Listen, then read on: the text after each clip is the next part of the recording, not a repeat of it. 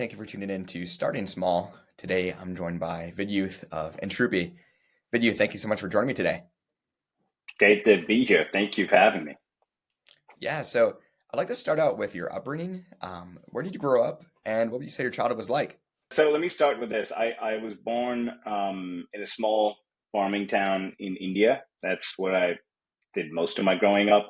I was educated there in Bangalore. So my folks, I was born on a farm, then we moved to the city by the time I was old enough for school. Hmm. So my super young years were on a farm with a lot of animals.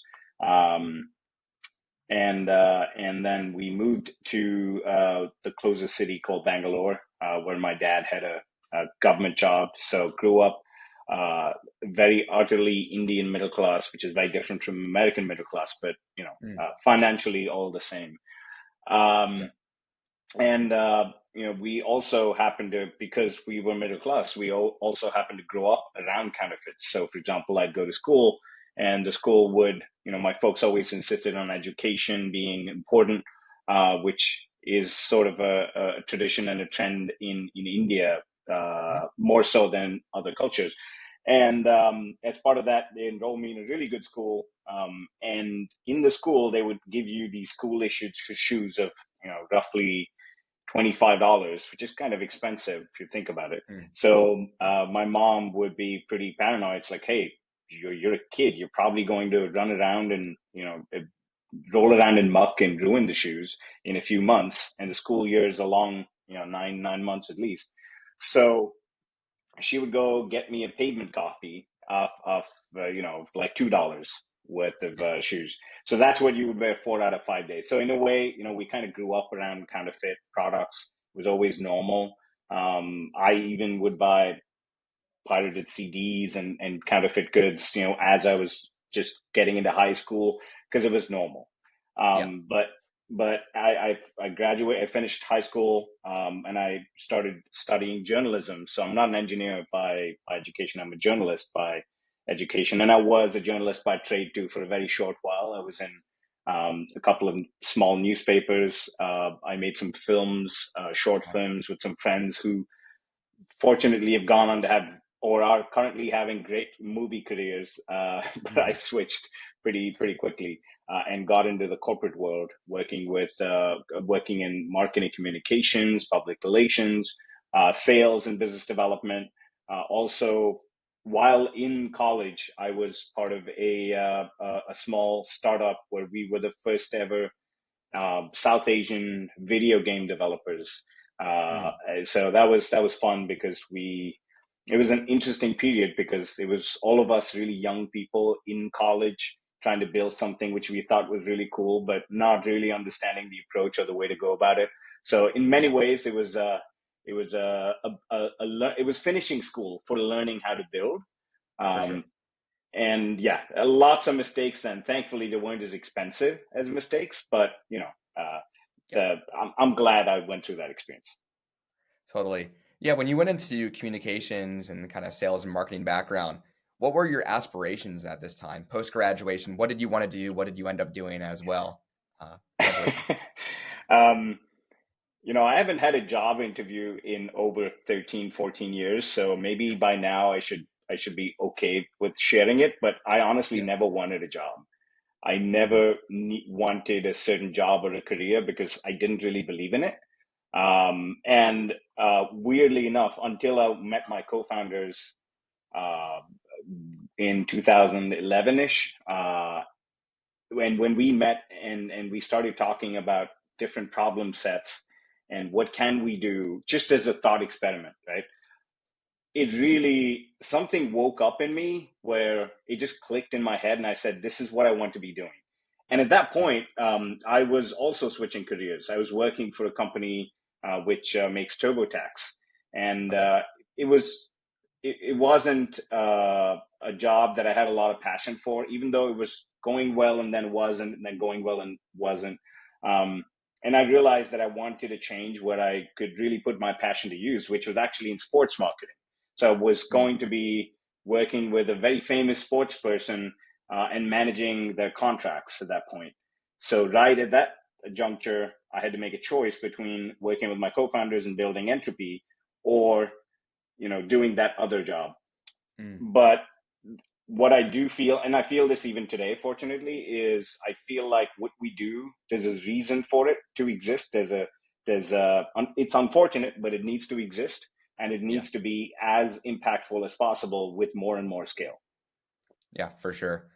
Yeah, kind of paint that picture along your journey from India and then coming to the States. Like, what was that transition like? And what was the reasoning in Yeah. coming back? Was it a job? What did that look like? Yeah, so I used to travel to the US a lot, but mainly to the West Coast, Mm. to work with these other companies. And I I never really had the ambition of living and working out of here, but I always knew somewhere in the back of my mind that I'm going to see the world. I'm going to hopefully do something that is useful to people, not any scale as such. I never dreamt of, hey, we need to do this and this, these billions and these millions, etc. Those were never part of my ambition.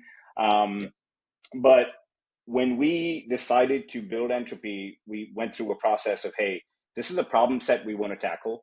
And it feels like we should exhaust all of these, run through the list of all the possible viabilities for what we're thinking of building. Sort of like figuring out product market fit, but in the most basic level, not really at a scale level. So we actually, without even realizing it, we're applying the lean startup methodology, which is a school of how do you go about building, the building Yeah. process. Um, and It so happened that there were some verticals and industries where we realized that there is a problem associated with trust, which needed technology to overcome it. And some of Mm. them were based in the US, and also some of them were based specifically in New York. And so I just picked up my bags and moved here. Yeah. And it was a very spur of the moment decision, and that was it. And it Yeah. was driven by, hey, this is what we need to figure out. Let's just do it. So we were Mm. very biased towards action in the early days than, Yeah. planning and prepping for a long time. For sure. So Entrupy comes around 2011, but what is the genesis behind the founding? So Counterfeit products, you guys utilize AI. What did the Yeah. prototyping process look like from the start? I'm curious. So as I mentioned, we were validating the importance of just using a technology, any technology. And at that point, my CTO, our CTO and co-founder, Shlesh, he was working as part of his PhD on some basic experiments on this concept called fingerprinting.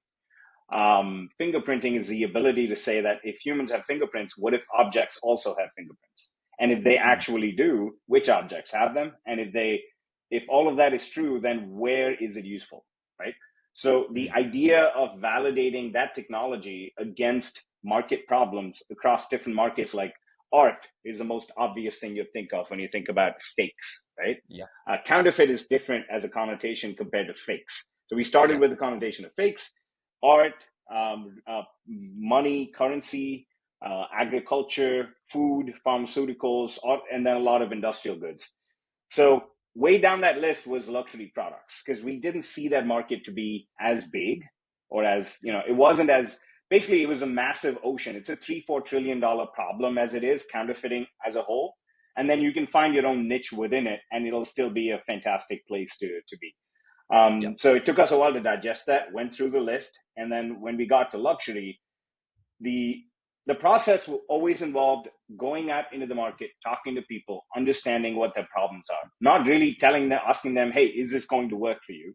It was more about being very open and starting from complete scratch. Because remember, none of us, as founders, none of us were insiders in any of these markets. So we Yeah. didn't even have a place to start. So we had relied on our network. We relied on friends and family and colleagues and business contacts, and then just random cold outreaches saying, hey, I'm thinking of this. Can we just have a chat over a coffee or a drink or something like that? So we Yeah. did a lot of that. And the first conversation we had with a luxury company, it was interesting. So we even spoke to the brands, and the brands were like, that's the obvious thing you'd think of, right? They're the manufacturers, you go and work with them.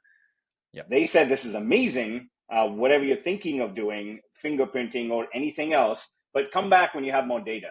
So we had a cold Mm. start problem, right? So what we did then was we went down the line, we went to retailers, we went to resellers, and we realized that resale has a huge issue around trust because there is no Yeah. regulation, nobody's helping them out. How do you know if something you're buying online is the same thing that that you're claiming to buy, and two, if it's actually legitimate? Mm. It's a very basic question. Yeah. Then we realized when we spoke to offline stores like pawn shop, consignment stores, just offline people, um, they said the same thing. They said, well, they don't know and they don't need to know. I'm like, are you sure they don't need to know? So we asked consumers, and 100% of consumers said, oh, yeah, if there was some way to tell, 100% I will use it. Like, interesting. Then we went to a reseller and we just showed them like paper diagrams of what we were looking to build, Mm. which was an authentication service, right? And the first conversation we had, they said after 45 minutes, they're like, hey, why don't you guys build this for us? We'll acquire your team. Basically pay me and my co-founder a good chunk of money and just work for them. Just Mm. because we had a paper presentation. So Yeah. that gave us enough validation. In the early stages, that was good as good as an aha moment to spur us on to go further deeper into the market. Then we raised a small pot of money and we said, this is what we're going to be doing. And we made our first hire. And soon at that point, we realized that what the market wanted was an immediate on-demand way of knowing if something is real or not. And Yeah. that was the genesis of building Entropy and the certification engine. Mm. Love it. So from that founding and the prototyping at that stage at launch, does that look the same as today? Was it still so a user could take a phone with camera? How did that scanning and verifying process look from launch? Yeah, it was very obtuse. I think that would be a good way to describe it. It was very dinky. The device we had a probably a 6-inch high device with it was like this thick. It Yep. was fairly sizable, and it wasn't really wieldy. It was kind of unwieldy as a thing to use. And the way it would work is you connect that to power. It has a Wi-Fi chip that turns on, and that remotely connects to you to a phone, and you can actually look at the phone and run the device on the surface of something, right? So I see. very non-user friendly. Uh, but somehow people were so kind to us, and this is why we always stress on being good to our customers, because they were there when we started this. Of course there was Yep. a value proposition, all of that, but they were kind to give us that time. Which business allows you to do that? So we signed up about 60-70 customers very early on when we were doing a beta, and we tested this every day, wanted them to just use it, tell us how it worked, etc. And despite all of these annoyances of this unwieldiness, they still used it. They still loved it. And there was a point, and so this was the second aha that we had, where Yep. we said, okay, we would have a couple of months of beta, but then I was not comfortable with running a business where it was just given away for free. Yeah. We needed to understand what is the monetary value for something like this. So we initially charged customers $1 every time they authenticated, right? And at that point, there wasn't even a certificate. It would just say yes or no, real or fake, right? Mm. And then we realized that the consumers were asking, what are you doing? What is this? Because they were using it almost as a gimmick to convince consumers that, look, this is legit. It's not me saying it. It's this app and this technology saying it. Yeah.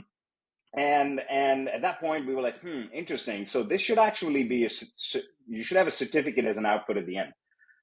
It wasn't really an aha at that point, but it was like, okay, product feature, right? Yeah. Then subsequently from $1, we moved the price. And this was the other thing. We were still following a little bit of an analytical process where I was like, okay, so we told them it's $1 and they didn't blink. What if we Yeah. told them it's $10? So increase the price Yeah. 10x and see what that limit is, right? Where people are going to just yell at you and just stop using it. Turns out even at 10, they were like, okay, I don't want to use it. Cancel this service. We're like, okay, fine. We're not going to do it. This was on a Friday. I remember that very clearly. This was on a Friday, and about 80% of those 80-ish customers were like, nah, not worth it. They stopped. Mm. So that weekend was a very interesting weekend to go through because, the Yeah. anxiety of, oh shit, these are your only bread and butter. and you've alienated them. Well done, right? But Monday morning arrives, and we go back into our email and we log in, and there are like 30 different emails saying, "Hey, where are you guys? I know I said we don't want this. Can you turn it back on again?" They didn't even realize we hadn't turned it off. Mm.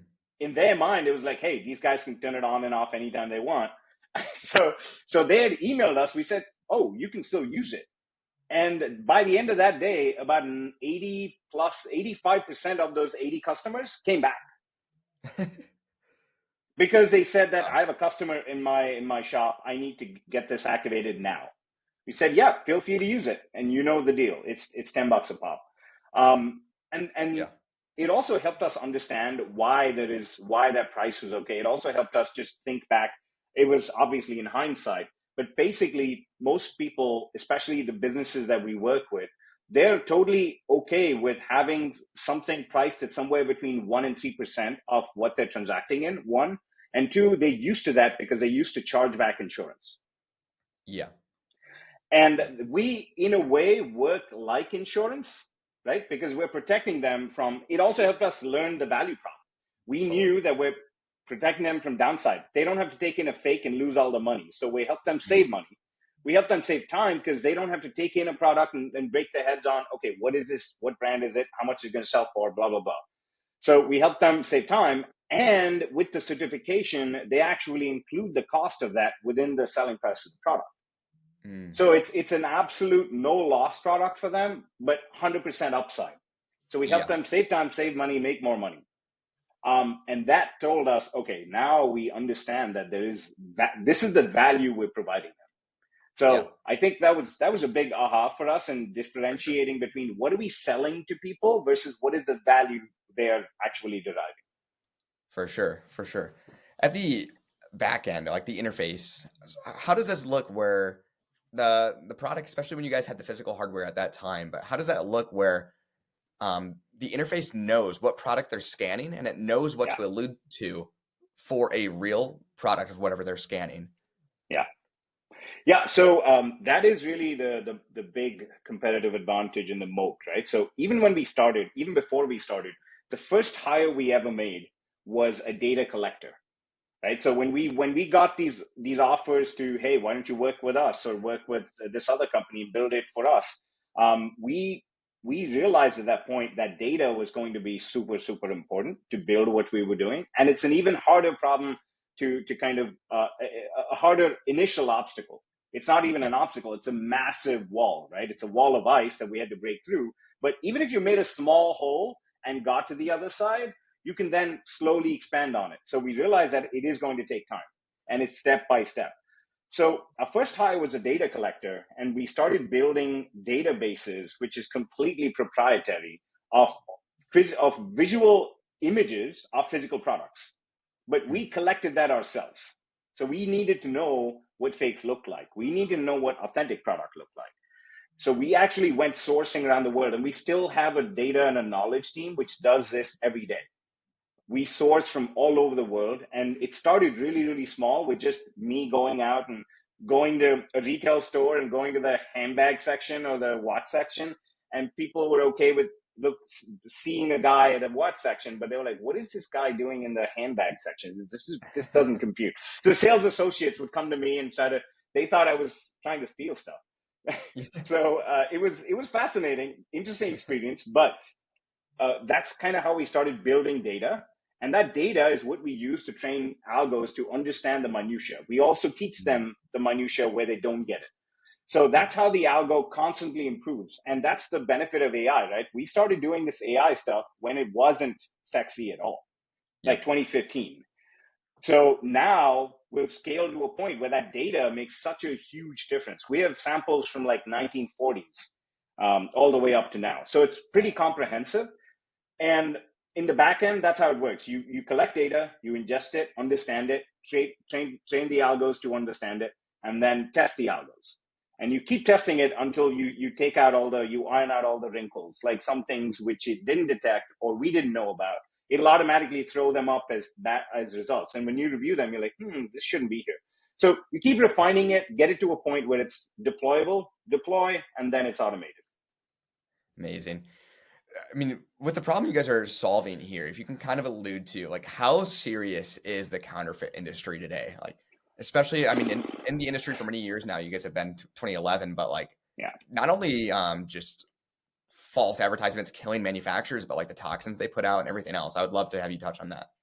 Yeah, to be honest, when we got in, we kept looking at this from the manufacturer standpoint because they were going to be the ones we thought who were going to pay us the most. I mean, we do have Yeah. those relationships, but generally speaking, our biggest, we have about somewhere between 6 and 7,000 different points of distribution globally at this point, where we have devices or apps running, etc.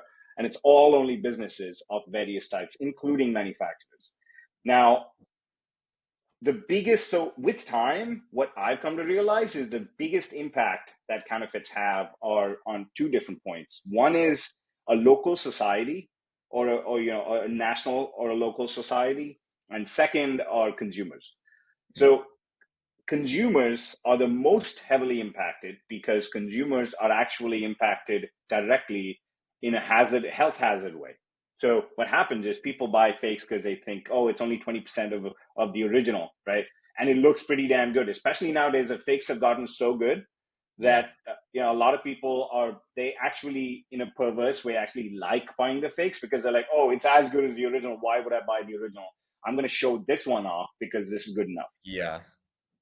It's What they are crazy. not realizing is, and we know this because we're in fact in the middle of a study right now, large scale study where we have thousands and thousands of fakes, and we're actually running them through a spectrometer to understand what the hazardous substances are that it's made of, right? In different Mm. parts.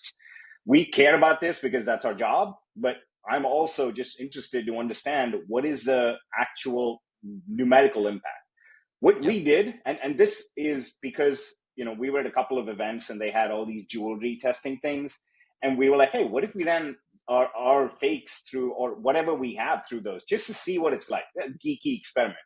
When we ran the fakes, 100% of the fakes that we ran, all of them had lead and cadmium on their surface, Mm. shoes, bags, etc. So if someone's buying these things, they don't realize that they're rubbing lead paint on themselves every day. Mm. Yeah. That is by definition a dangerous proposition and a health hazard. Yeah. Now, to the second level, the bigger impact is also on the local societies because what ends up happening is it creates perverse incentives for people to import and sell counterfeit goods, which are completely off the books, right? You don't pay taxes on counterfeit products. Mm. You don't know what they're made of, where they're made, and they're typically we've been to some of these places, and they're not made in the most hygienic or the most they don't have an OSHA poster Yeah. up in in their offices, and in many cases they're made by the people who shouldn't be occupied, child labor, for example, and there is documented evidence of them directly funding criminal organizations and as well terrorist organizations. Mm. ISIS is a good example. So the impact is massive. And when people buy counterfeit goods, they think it's victimless, but there are two levels of victims here, one of them being themselves. Interesting. Interesting. As we're slowly wrapping up here, just from your point of view of being in the industry, for the listeners who out there have maybe visited like New York, for example, I mean, you can go on a Sunday afternoon and you can see them on the street corners. Where Yeah. are people sourcing? Like, it's crazy how filled it is. Like in the US, for example, like where are these sourcing areas? If you can So share. it's completely overseas, but it's not just one place that everybody's mind goes to. Yeah. When you think of fakes, it's a lot of places that you would not imagine where fakes come from. Switzerland, Italy, other parts of Europe, some parts of the Middle East, and of course parts of Asia as well. And it keeps changing. We cannot look at counterfeits as some guy, some Joe in his garage sitting and doing this stuff. Yeah. It is basically the upside down world where the logistics are excellent. The distribution networks are fantastic. They know what they're doing and they know how to get product from one place to another. And with manufacturing, they're getting better and better every day. The artisanship, the workmanship, etc. So it's not coming from only one source. And if people go out looking for them, it's not very hard to find them. And nowadays, it's even easier for a consumer to source because of social media and all of these things. But I wouldn't just blame social media. It's a multi-pronged problem. Internet, just as a whole, is the Yeah. best distribution source. Yep, for sure. Well, as we wrap up the episode here, if you can share one piece of advice with an aspiring entrepreneur, something you've learned or regret along the way, what would that be? Oh God. I mean, I'm probably the least qualified to be sharing this because, like I said before, I didn't even want a job, and I've listened to some of your episodes, and they're amazingly talented people on there.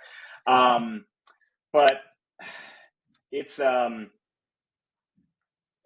landscape for when we started building versus now is, or at least a year or two ago, very different in terms of founder mentality, etc. But I feel like it's coming full circle now. You know what growth looks like, what learning looks like. I would say uh, there's a few things that are completely worthwhile to think hard on, but outside of that, bias yourself towards action. But the things I would think hard on if I was building this again is, one, is the timing correct? Is this relevant as whatever you're building right now? Why is it relevant? Timing always matters, right? In our case, it was the confluence of internet, AI, SaaS. Yep. So in any case, the context of that relevance matters. Second is, do you need external cash? Can you run this yourself? If you do, and both have very different connotations in how you will build it, what approach you take. And outside of that, the only top level thing I would say is, at the outset and at very deliberate check-in points, always check in with your partners and your co-founders if you're building it with other people, to have 100% alignment in what you're building. Because if you're not aligned at the top, nothing that flows down further from there is going to ever be effective or useful. Yep. Love it. Well, what you guys are building is an extremely comprehensive but user-friendly Thank you. solution towards a massive problem. So yeah, Vidyu, thank you so much for joining me today. And to the listeners out there, make sure to check out Entrupy at entrupy.com.